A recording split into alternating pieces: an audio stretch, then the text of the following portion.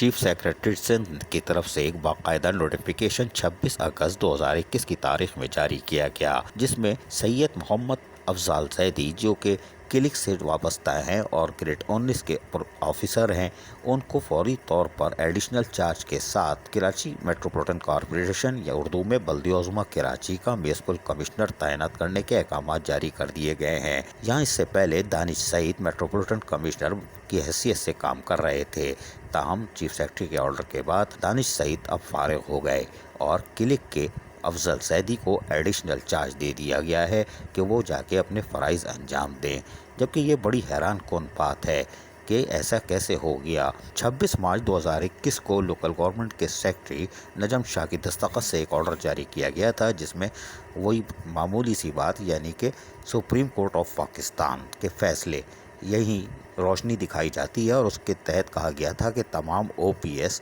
Additional charge رکھنے والوں کو فوری طور پر ہٹایا جائے، او پی ایس کو بھی، اور جو ایڈیشنل چارج ہے وہ واپس لیا جائے۔ 26 مارچ کو سیکرٹری بلدیات یہ لیٹر نکال کر بلدیاتی اداروں میں سپریم کورٹ کے فیصلے پر عمل درآمد کروانا چاہ رہے تھے، لیکن آج 26 اگست 2021 کو چیف سیکرٹری کے باقاعدہ آرڈر کے ساتھ ایڈیشنل چارج کے ساتھ افضل زیدی میٹروپولیٹن کمشنر بلدیہ عظمیٰ کراچی تعینات کر دیے گئے۔ یہ کیا ہو رہا ہے؟ یہ شہر قائد ہے، یہاں سب کچھ جائز ہے۔ عزیز عارف، KBS بلدیاتی نیوز کراچی۔ ایسی ہی خوبصورت ویڈیوز فیوچر میں حاصل کرنے کے لیے ریڈ بٹن پر کلک کر کے اور بیل آئیکن کو پریس کر کے ہم سب کے سبسکرائبر بننا مت بھولیے۔